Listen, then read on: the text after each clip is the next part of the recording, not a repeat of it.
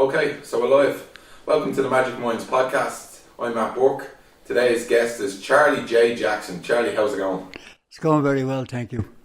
Absolutely brilliant. I'm delighted to be down here, Charles. Thanks for inviting me down to your home in Limerick. You're very welcome. Okay, guys, I've asked Charles to come on the show today because he's an amazing human being. He's had a life-changing event, but still goes about his life like there's nothing wrong. And he has this amazing, gratuitous attitude toward life. And I just think his story that he has to share with us is just amazing. I can't wait for you guys to hear it. So, Charles, tell me, how did you end up in a wheelchair? How did life change for you? Well, there was one morning I dropped Marian off to work. Okay. And I went over to Dunstores in the Jetland, in Limerick here. And I went up the escalator. And as I came up the escalator, there was tile sticking up. And I tripped. Okay. Now, it didn't fall. But maybe I should have fell because I was trying to hold myself up and I felt something kind of clicking in my neck.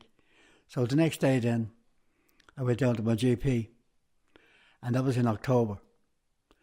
And then he told me it was just muscular and give me painkillers and give me everything like that.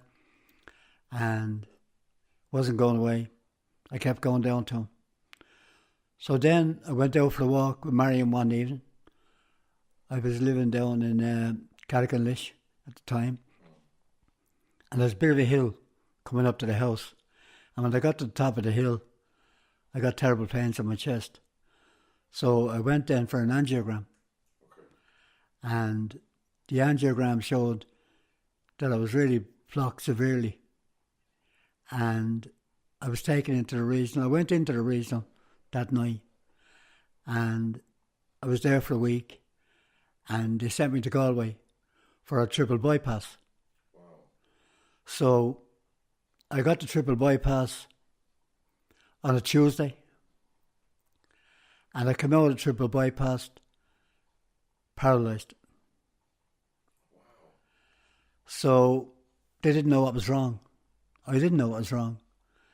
So on the Wednesday, they took scans, MRIs, and the first MRI didn't work, so they left me in it. So they took another one, and they found the disc. I think it's a 5 and 6. I'm not really sure. C5 and 6 in my neck, yeah. Up. And they found that my spinal cord was cutting into my nervous system. And a surgeon came down to me that evening, and he said, "Listen, Charles," he says, "if you don't get this operation straight away, you'll probably be paralyzed from the neck down." Wow. And I asked him, what did the operation, was it a big operation? What way was I going to feel after the operation? And he asked me straight out, he said, if you had a choice in the operation, what would you like? Would you like your arms or your legs? I said, I'd like them all. But he said, if you had a choice, he said, I said, my arms. So he said, all right. And I went down on the Thursday morning and I had the operation. And I was still paralysed. And what I think happened, now this is the way I look at it. Okay. What I think happened was they rushed me out of Galway so fast up to Dunleary. And I went to Dunleary and I couldn't move. So there was no point in me going for rehab when I couldn't do anything. Okay. So I was in the bed in rehab. And I was in the bed so long in Galway that when they tried to get me out of bed in rehab, I was fainting and getting sick. And they couldn't bring me down to the rehab area because I wasn't able to do it. So after another couple of weeks, the same thing was happening all the time. So when I eventually kind of came around, I got an infection. So they isolated me in a ward for 6 weeks. So I was in Dunleary for 3 months. So I lost all that 6 weeks rehab, if you want to put it that way. Yeah, okay. And when they brought me down to rehab eventually, they put me on this bed. It's a rotating bed, a tilt bed it's called, you know. And when they put me up on it, I had to ask for a sick bag because I wasn't able. When they stood me up in it, I was fainting, you know. So I couldn't really do anything, you know. So then at the end of my term there, everything was kind of going nowhere. It was going nowhere because I wasn't able for the rehab they wanted me to do. I tried to do it, but I knew I wasn't being successful at doing it, you know. But to get back then to Galway, when I was in intensive care in Galway, when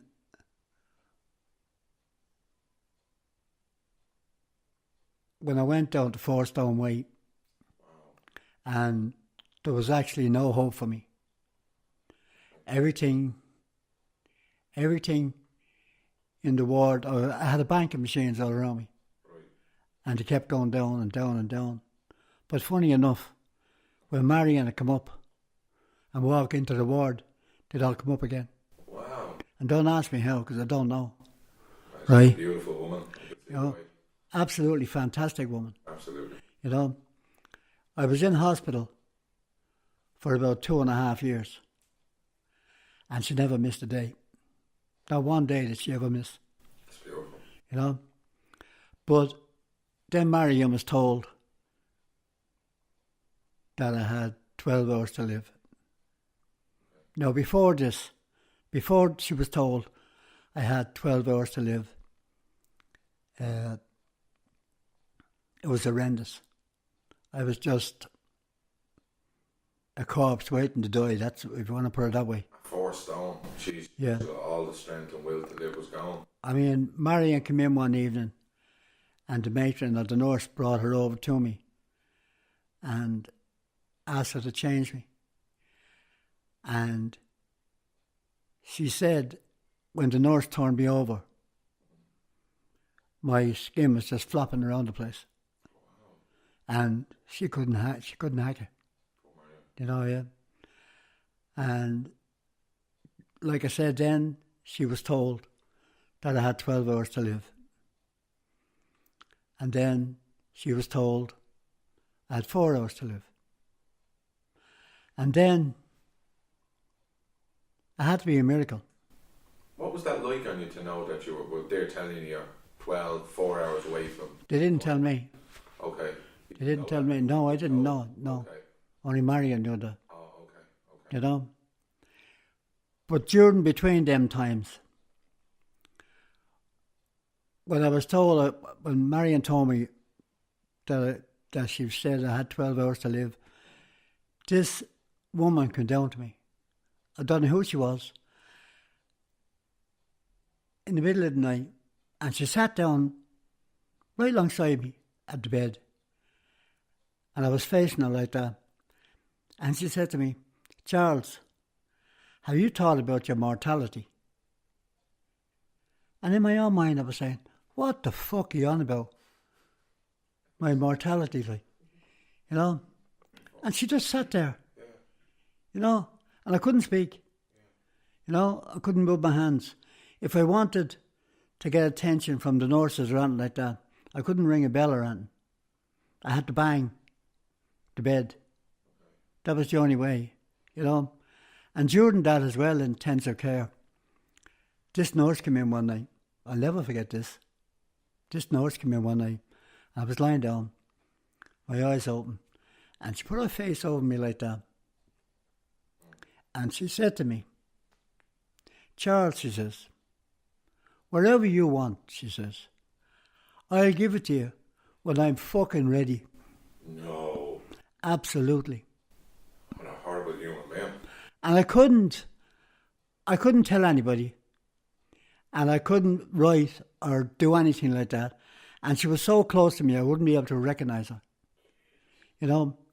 But imagine somebody like that in an intensive care ward that would say things like that to you, knowing that, you know, you were nearly at your time to go, you know? But then about 2 weeks before that, every single night in the ward, I'd be lying down and this black angel would fly right over me, sit down at the end of my bed and look at me for hours. Not a menacing look, but a black angel with a nice face, if I can... Like, are we talking, it was dark black as in or the skin of the colour of the angel? The whole angel was black. It was black. Absolutely jet Scary, black. sinister looking. Not scary. Frightening. No. Like, No. eerie. Pleasant to look at. What? Yeah. How does that make you feel? I couldn't believe it. You told me this before and I'm still blown away by it. I just couldn't believe it. I can't No. believe you. Yeah. I just find it hard to believe. It's unbelievable. But I found it hard to believe myself. Right. Because I'm not a religious type of guy anyway. Yeah. You know, I believe to fuck all.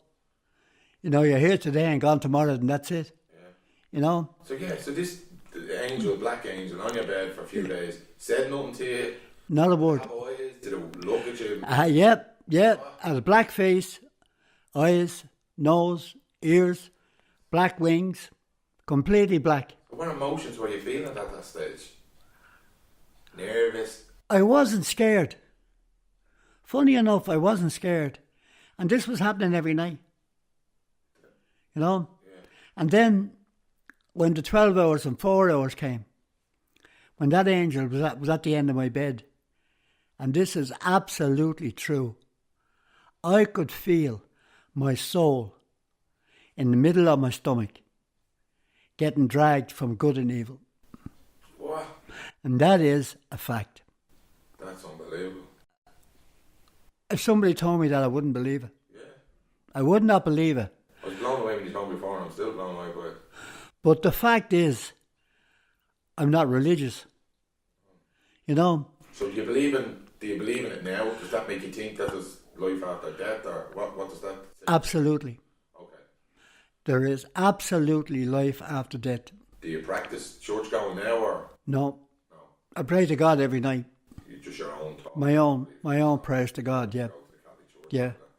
Because if you think of it, anybody, anywhere in the world, in any language, if somebody happens to remember a family, a friend, a wife, a child, the first thing anybody says is, "Oh, Jesus, help me." In any language you like. They look for help from somewhere, you know? Yeah. But I didn't. You just accepted it? I did accept it. What I did was I said, "God, look, I had a good life, right? I was never religious, so I'm going one way or the other." Wow. You know? But after all that happened to me, this was happening to me now for for 2 solid weeks. And we telling people about it? I couldn't talk. Okay. I had a trachea in here. I know people, the listeners, are going to be listening thinking, were you on any meds? Were you having hallucinations? No. You told me you haven't, but you just want No. to ask. There was No, meds no. taken, No, not doing no. it. I had a trachea down here, right? I had a big tube down my mouth. I had tubes up my nose. And I had big banking machines around me, right? And like I said, I never believed in God. I never believed in something unless I seen it, you know, that type of way. Yeah. Unless you've seen it yourself. Yeah. You know, I mean, you could tell me something and I say, "Fuck off, will you? Come on." More chance to be a lawyer anyway if I told you. Do you know? No. Yes, who? No, but you know what I mean? Yeah. You know, even when I'm telling you my story now, I'm thinking, you know, he's sitting there now and he's saying, "Come on, Charlie, for fuck's sake." No, honestly, if you would have Do you told know me what I this mean? 4 years ago, I would have said you were a fruitcake. But Yeah. you've changed a lot since then, and I believe the unbelievable. Yeah.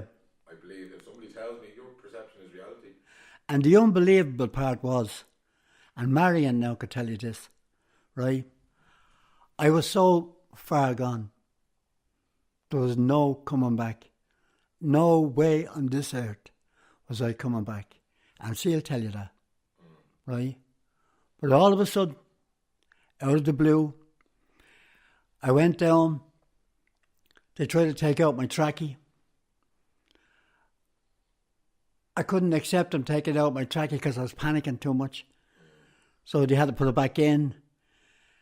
And they'd wait another day or two and try it again until I kind of got my breathing all right.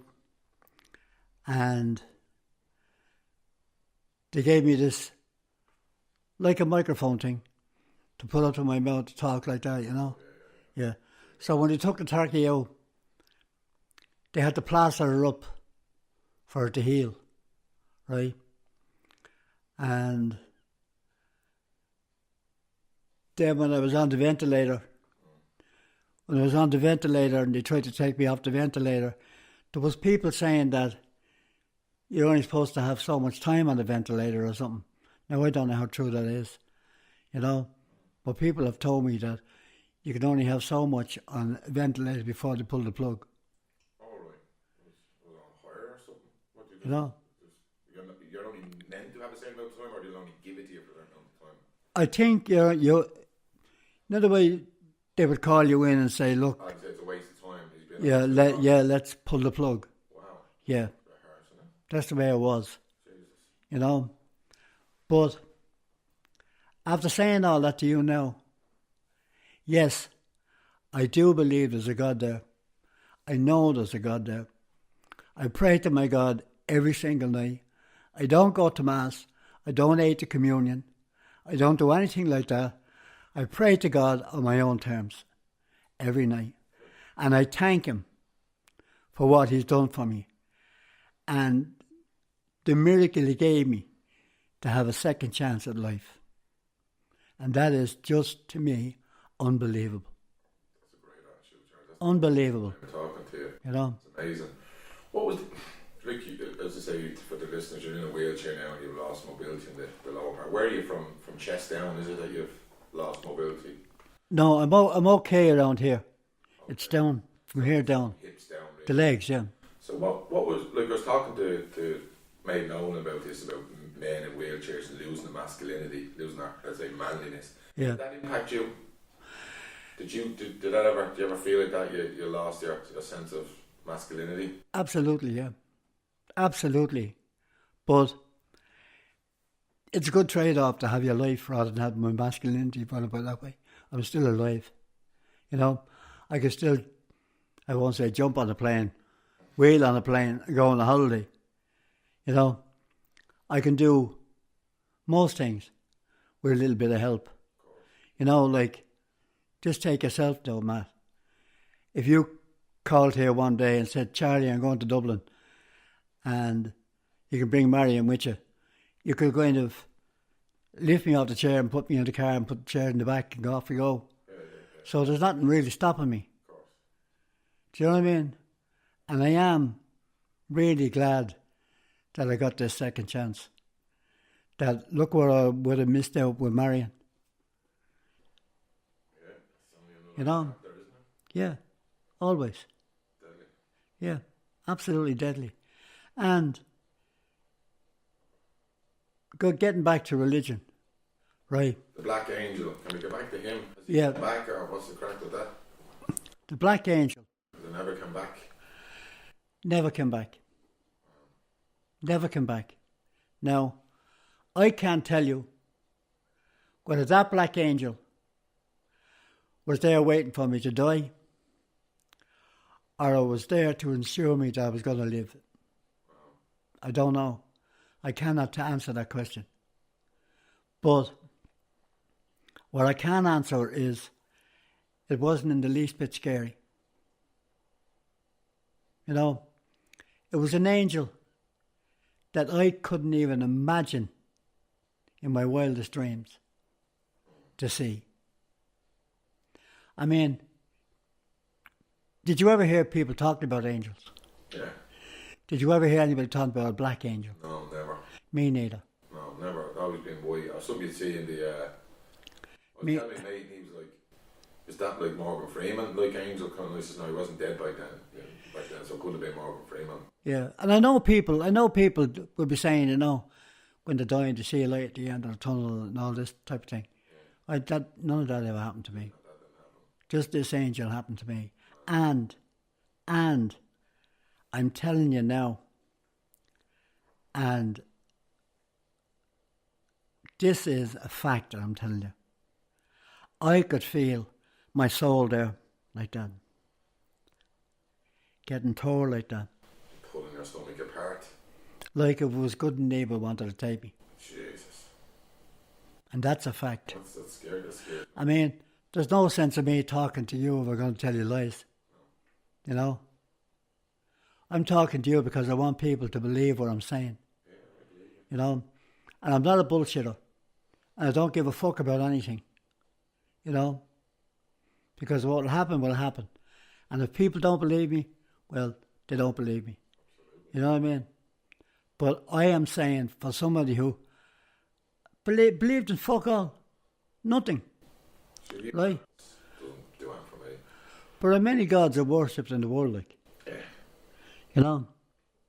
It's unbelievable, like. Hindu, Jewish. Yeah. There's tons of them. People You know? doing all sorts of things. Yeah. But like I said, I would have never known any of this unless I was dying. I would still be in a position to say, I believe in fuck all. You know? But saying that I had this misfortune of what happened to me, I think myself, this is my own opinion, I think myself, God brought me back to tell people what He done for me. Okay. Absolutely. That's exactly what I'm trying to tell people, that God is there. Wow. Forget about your religions, forget about everything like that. Talk to your God yourself. I talk to God every night, as if I'm talking to you. And I'd say a prayer or two. Yeah. And I'd ask Him to help people that I think need help.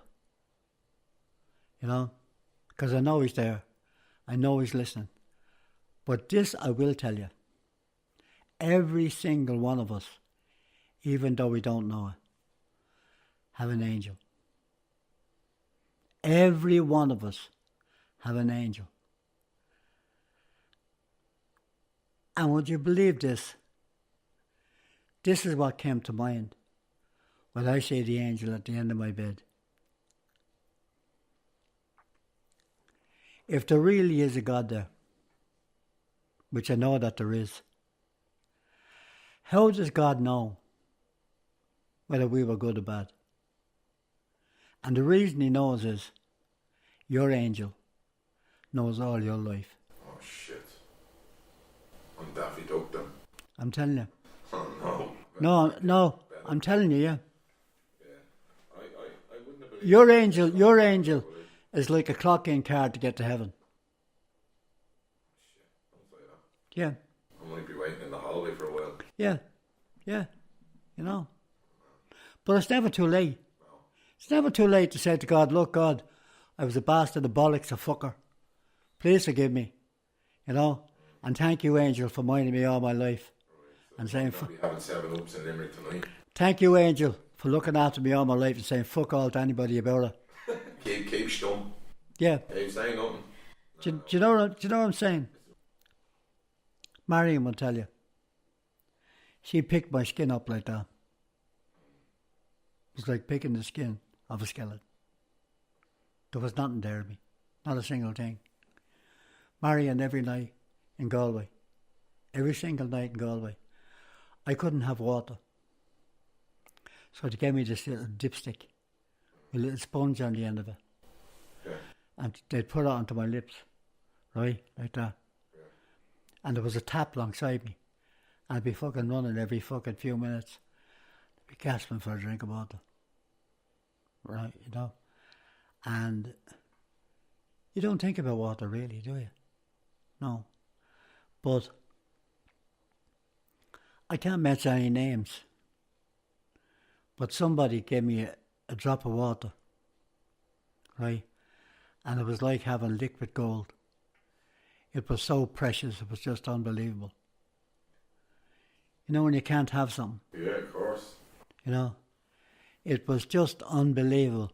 And they'd be going around the ward and they'd be saying to people, this is intensive care now, right? Would you like jelly and custard, or would you like jelly and ice cream? I'd be fucking... I came out of the hospital, I was eating jelly for a fucking month. I was drinking water.